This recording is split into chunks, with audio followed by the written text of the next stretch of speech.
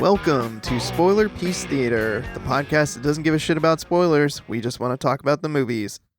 My name is Evan Crean. I am co-chair of the Boston Online Film Critics Association, co-author of your 80s movie guide to better living, and my pronouns are he, him. My name is Megan Kearns. I write film reviews for Edge Media Network. I, too, am a member of the Boston Online Film Critics Association, and am a member of Gallica, the Society of LGBTQ Entertainment Critics. And my pronouns are she, her. And my name is Dave Riedel. My pronouns are he, him. Definitely going to get that out of the way so I don't forget. And what do I write for? Chicago Reader. And I'm a member of the Boston Online Film Critics Association. I don't know. I write, some places I write for, whatever. You do some things. I do some things. I also do some other things. Yeah. Good stuff. Solve crimes, rescue children from burning buildings, et cetera, et cetera. Available for children's parties, pulling rabbits out of hats. You get the idea. Jack of all trades, master of none. Oh, I master several, my friend. Whoa. Can I hire you for parties if I don't have children? Oh, sure. Yeah, I'll do, whatever. All right, cool.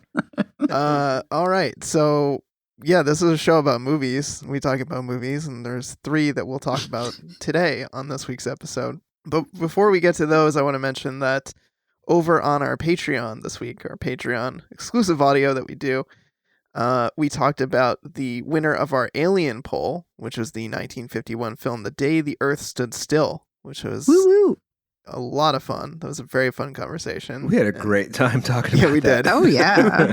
We really did. We had a lot of fun. And patrons, definitely check that out. We hope you enjoy the convo. And if you're not a patron, please consider joining. For $5 a month, you get access to exclusive weekly bonus episodes where we talk about mainly older films. There's a higher likelihood that you've seen the movie that we're about to spoil before we spoil it for you. So you're coming in and you might already know the movie, and it's a lot of fun. We also do monthly polls. As I mentioned, we just did one on alien movies. Sometimes there's a relevant theme to the month. Sometimes it's just a random theme that we came up with. This one I think we just picked because, we're talking about an alien movie this week. Yeah.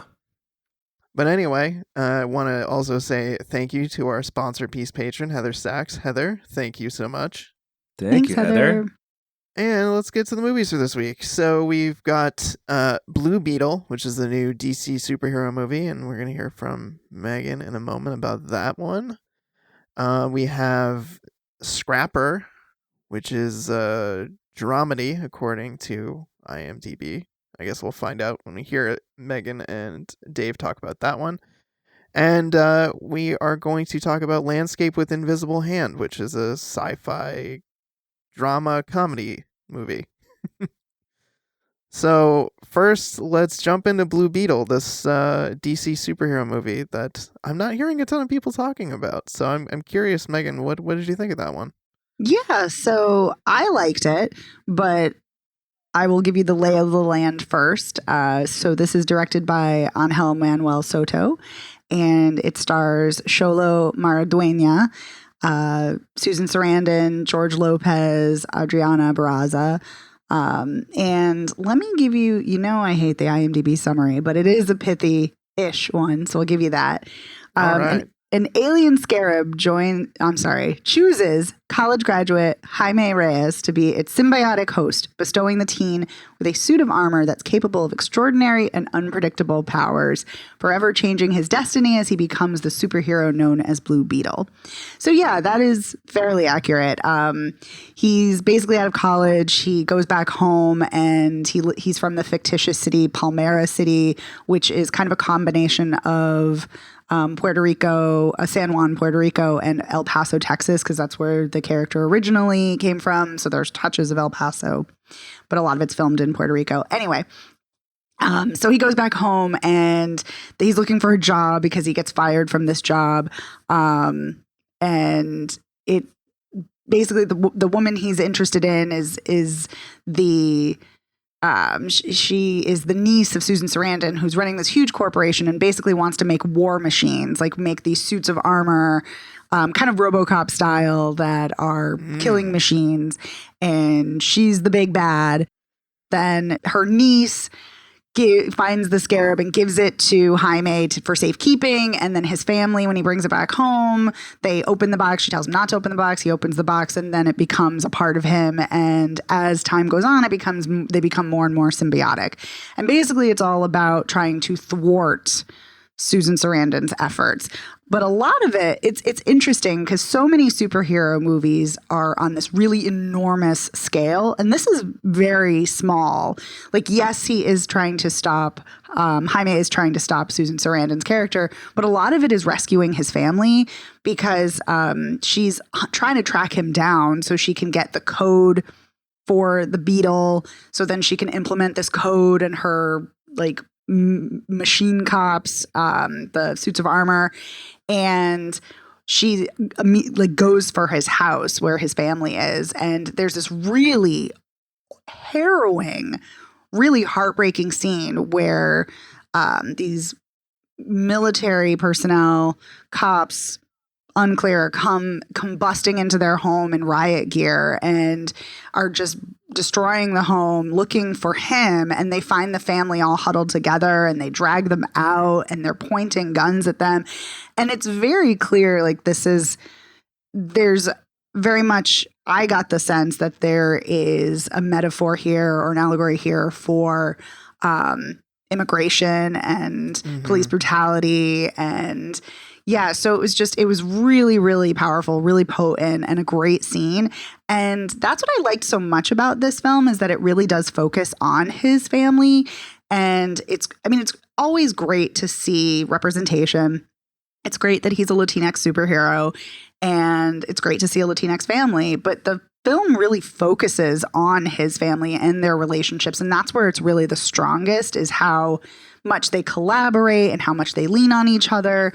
And no matter what bad times they go through, they have each other and they know that they'll be there. And it's just really sweet and really lovely. And there's these really tender moments. Sometimes the film is very tonally jarring, as many superhero films are. But yeah, I really liked it. And there's a really great soundtrack, a lot of Latinx artists, including Selena doing Bitty Bitty Bomb Bomb, which I love. But there's also a really great usage. There's a machine that George Lopez's character drives, this like kind of bug ship, and ends up like attacking a bunch of military personnel on this fortress island. And he's doing it to Motley Crue's Kickstart My Heart, which I don't know if you guys know, but I was a huge Motley Crue fan back in the day, back when I was in junior high and high school. And so to hear that song is just so great. And not enough movies use Motley Crue in their soundtrack. This so is it's news great to me. Do you still like Motley Crue? I do. Yeah. Nice. Yeah. I named my parakeet Vince after Vince Neil, which is kind of weird, but yeah. Nice. No, they were my favorite band throughout my teen years. Yeah. See, folks, you can do a podcast with someone for many years and then just learn new things about them on the fly like this. That's true. That's true. Yeah. So even though they're not my favorite band anymore, they still kind of hold a little soft spot in my heart. But I'm like, man, why aren't more people using Motley Crue music for fight scenes? It's great.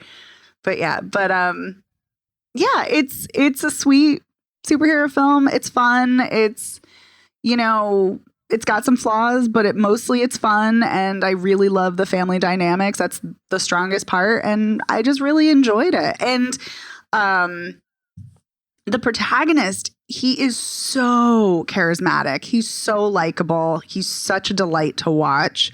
I know he's also in Cobra Kai, which I haven't watched yet, but he's really, really great. So this was a lot of fun. I really enjoyed it. Awesome. Yeah, I'm glad to hear that you enjoyed it. I've been hearing good things, but I just haven't seen, like, there hasn't been a lot of buzz about this movie, and it's interesting too because I know it was originally slated to just get released to Max, and then they decided to make a theatrical release out of it. And so I'm kind of hoping that maybe some more positive word of mouth will get more people out to see it, because like I said, you just gave it a very positive review. I've heard good things about it. So get out there and see this movie, and I'm confused add about some something. power to the representation. Yes, Dave. I was just going to say, I'm confused. Max decided to spend money on something instead of like burying it and never showing it anywhere. What the fuck? I know. Yeah. Shocker. It is kind of shocking. And yeah. The other thing I was going to say, we were talking about this off mic, but I want everybody to know this is the. And now presenting Dave is not a dum-dum. We had said off mic that I was getting this confused with Venom, and I realized why I was. You used the word symbiote, and and then I was like, that's why I kept thinking of Venom. So yeah, well, actually, that's you said Marvel the opposite of Spider-Man, which I thought you might have meant Venom, but then you said Spider-Man some more, so then I got confused. And the funny thing is that the suit is kind of, and his powers are kind of like, I immediately thought of Iron Man, actually, because that's a lot of times you see through the visor kind of like the way you would, and you see his eyes the way you would when Tony Stark is in the suit. So it's very much like Iron Man. It's also kind of like Ant-Man in that way too, because he like flies. It's not so much like Spider-Man, even though that would make sense. And it would especially like Venom, because he can't control that he's like a host for a symbiotic entity, which, as you find out, is an alien entity that was created on some other alien planet or somewhere. You don't learn a whole lot. But what is kind of cool about that is that something else that I like too is that he doesn't want to kill anybody. He's like, I'm not a killer. So because the symbiotic entity immediately wants to go and like kill people and like whips out weapons like knives and guns and like is going to eradicate people. And he's like, I'm not a killer. I'm not a killer. And when they finally completely like merge their minds, he gets really enraged and wants to kill somebody because he thought the guy killed one of his family members, and the symbiotic entity is like, no, we're not killers, remember? And then also what's really cool is that the entity who's named, I think, Khadija or Kajida, she says, she starts code switching in Spanish just like he does and like his family does, which I think is really cool. And so it's and it's voiced by Becky G, who is a Latinx musical artist. So yeah, it's really great. It's fun. Although I will say my one probably strongest negative critique of this is Susan Sarandon, I would have thought would have been a great villain. She is not good in this. I was very disappointed. That's a bummer. Yeah. But what are you going to do? Mm-hmm. And I feel like it could have been a campy role, but it's just not good. But anyway, the rest of the film is a delight. Yeah, that's good. I mean, I think it'll be interesting to see if they end up doing a sequel to this too, especially because this is kind of one of the last couple of movies from the old guard of DC prior to the James Gunn, Peter Safran takeover. So I guess it will be interesting to see if if Blue Beetle does well, people like him, that they fold him into whatever new crap that they're trying to do over there at DC. Yeah, I think James Gunn said that he's the first DCU superhero, even though this is not a DCU film. It like exists in its own way. I don't know. But yeah, well, who knows? Maybe we'll get more. Yeah. Remains to be seen. All right. Well, that sounds awesome. I definitely want to check it out at some point. So you spoiler pieced me into wanting to see it. Oh, yay. Jury's out. Jury's out over here.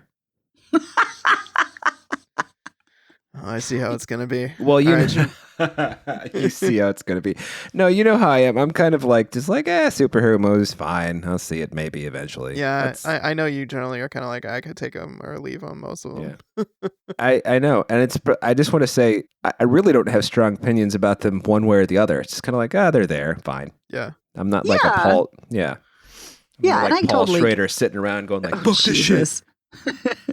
Yeah, I mean, if you wait to see it, I think that's fine. I don't think you like need to go out and see it immediately. It's not, the most groundbreaking thing, but it is different than other superhero films in certain ways, really important ways, which I think is really nice. So, but I know if it's not your genre, it's not your genre. I get it. Yeah. All right. Shall we move on to Scrapper then? Sure. Yeah. All right. So Scrapper is written and directed by Charlotte Regan. And here's my IMDb plot summary here.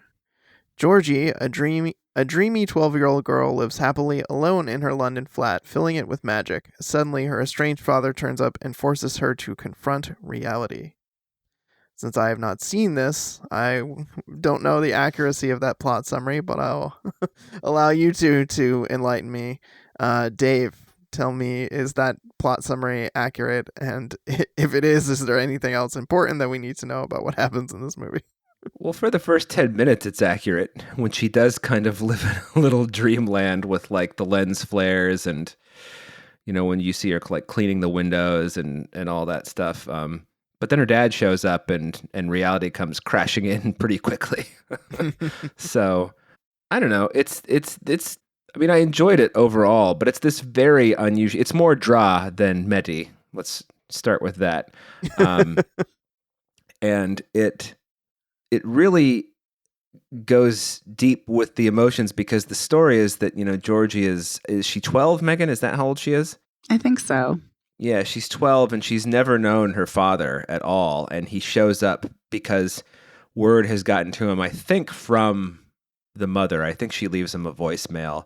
And she basically says, look, I have cancer. It's terminal. You need to come and look after your child and grow up yourself. And then by some strange whatever, he decides to do that. And they have he doesn't know how to parent at all. And she really doesn't want to be parented by him. So, and she's not like a bad kid, but she has no guidance, so, she steals bikes with one of her friends and like sells them for parts. But then she also keeps parts because she's like building a monument in her bedroom, which she keeps locked with a padlock, which her dad finally Jimmy's opened and sees that, he thinks that she's got some big fucking secret in there. And it turns out she's just building this thing that I can't remember if it was something she talked about with her mother or not. But I don't know. It's just a character study of these two people basically getting to know each other. And it's just as much his movie as it is hers. I mean, I think she has more screen time, but it's definitely about her father, whose name is Jason, kind of whether or not he's going to get his shit together. And I also think he's excellent. He is. Harris Dickinson, is that his name? Harris Dickinson? Yep. I just kind of watching this guy and going like, wow, I believe everything coming out of this guy's mouth and on his face. I think Georgie is a little more hit or miss, but that's fine. She's 12 years old. What are you going to do? It's a low budget movie that they clearly shot, run and gun. Although it's very well done. It's well planned out. It's well designed. It's they made good choices within the confines of their limited budget, photography wise. I mean, other than that, I don't really have too much to say about it. I wish that it had kind of impacted me a little bit more emotionally. And I think it's because she's kind of hard to get to know, sort of by design. So, but that does keep me as a viewer at a distance from the movie. Cause I don't like a child in peril story, but I do like a child, coming out of peril story. So I don't know. But I mean, I think Harris Dickinson's performance is so good that it makes up for a lot of the gaps in the empathy gaps, I guess I would say. Not even that. It's more like a sympathy gap because I do empathize with her. Megan, how do you feel? Yeah, I agree with a lot of what you're saying, probably all of it. I do think that Lola Campbell as Georgie is quite good, but I think you're right in that there is this distancing because I saw this at Sundance and it didn't really leave an impact on me. Like I liked it when I saw it. I was like, oh, that's a good movie. But then I kind of forgot about it.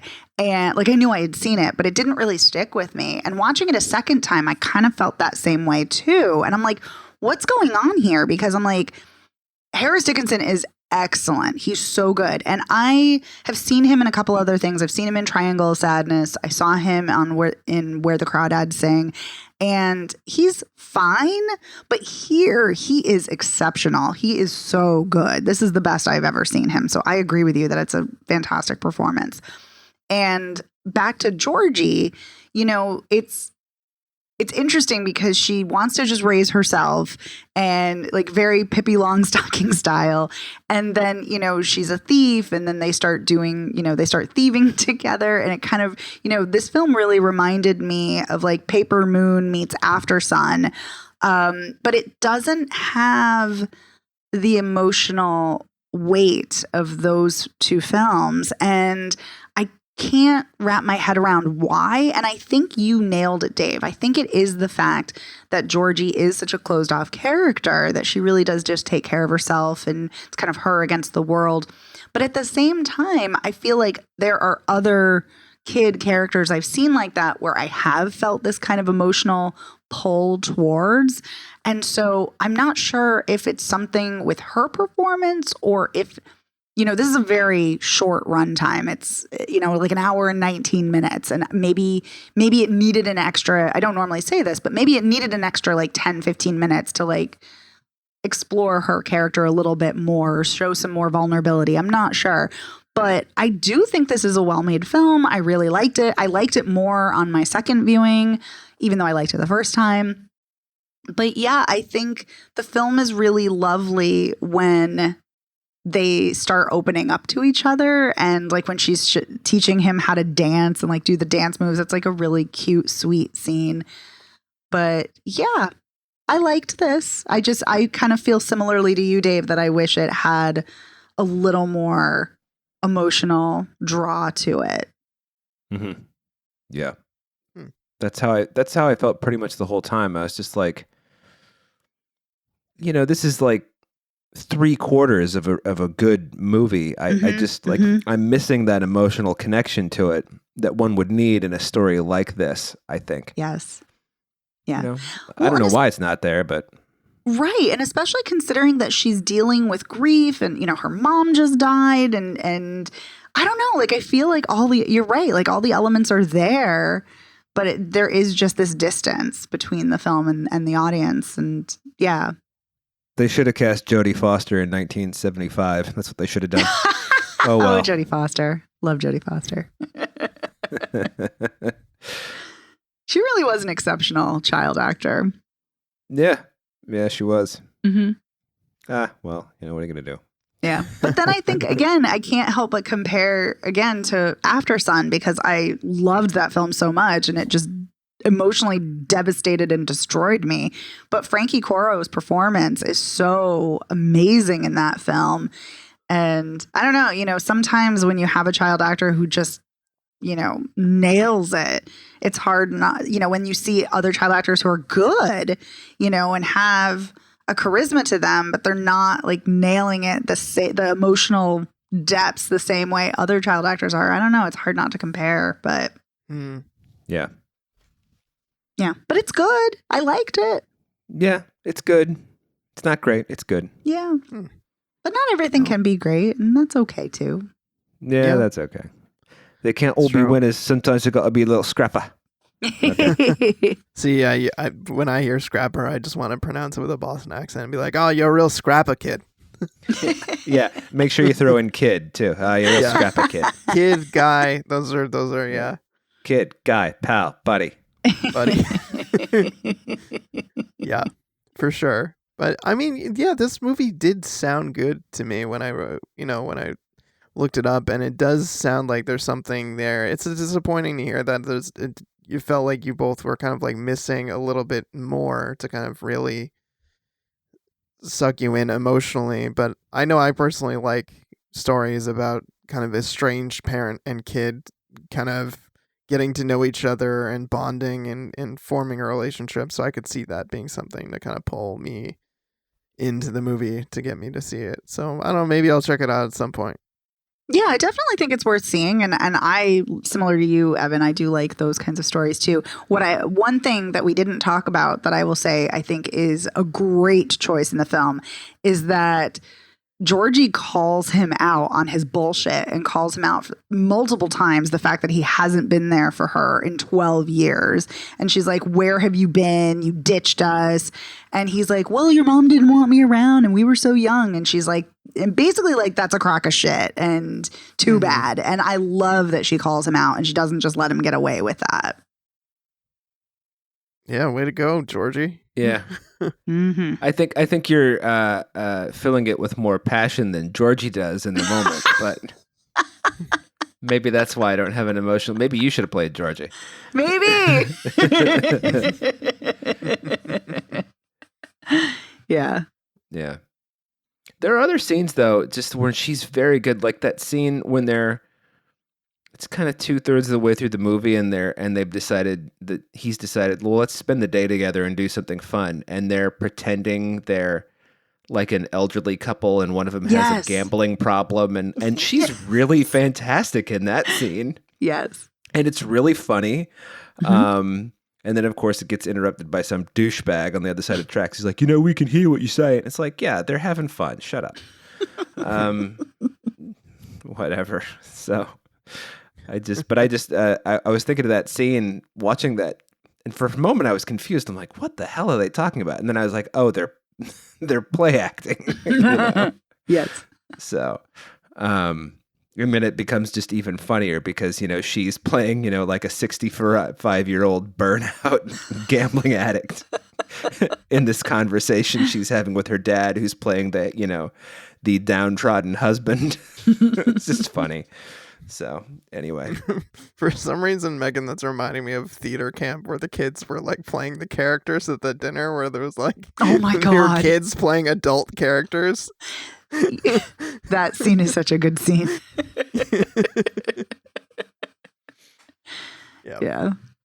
All right. Well, was there anything else we had to say about Scrapper, or should we move on to Landscape with Invisible Hand? Let's move. So, Landscape with Invisible Hand is written and directed by Corey Finley and co-written by M.T. Anderson. Stars Asante Black, Tiffany Haddish, Kylie Rogers, Josh Hamilton, Michael Gandolfini, and I feel like that's most of the important people in it. Here's our IMDb plot summary. When an occupying alien species, possessive, bureaucratic rule and advanced technology leaves most of Earth impoverished and unemployed, two teenagers hatch a risky plan to ensure their families' futures. Yeah, but I feel like the movie's about a lot more than that. More specifically, we've got Adam, and he meets Chloe at school. She's a new kid in school, and we find out that her family is homeless, and he offers to let them come live with, his mom and sister, and they live there, and they start dating, and in this world, the aliens are really fascinated by human relationships, and that's kind of like their junk food reality TVs. They like watching human courtship. So Adam and Chloe decide to engage in what they call the courtship broadcast, where they basically film their whole relationship for money. So they give that a shot, and it's not very like, it's going pretty well for a while, and they're making money for their families, and their families are happy, but they're also fighting because they're living in the same house. And Josh Hamilton, her dad, and her brother Michael Gandolfini have a very like different idea of like what their position should be in the house. Like, they feel like entitled to things, but also they have a lot of like emotional baggage around money and class, and they feel like, as Tiffany Haddish, just the lawyer, looks down on them and whatnot. And so their families are fighting, and their relationship kind of crumbles under the pressures of their family issues, and also just kind of like listlessness of like getting bored from the routine of like filming their entire lives. And then the movie like takes a turn where like the aliens want to sue them because they were they claimed that they weren't actually in love, and their show was called Adam and Chloe in Love, and therefore, it was a farce, and they need to pay back all their money.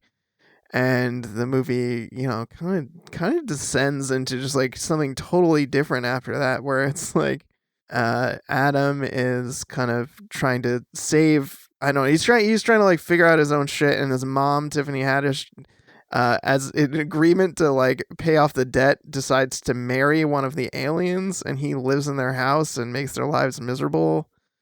Well, And then, does he marry her, or is it just like cosplay?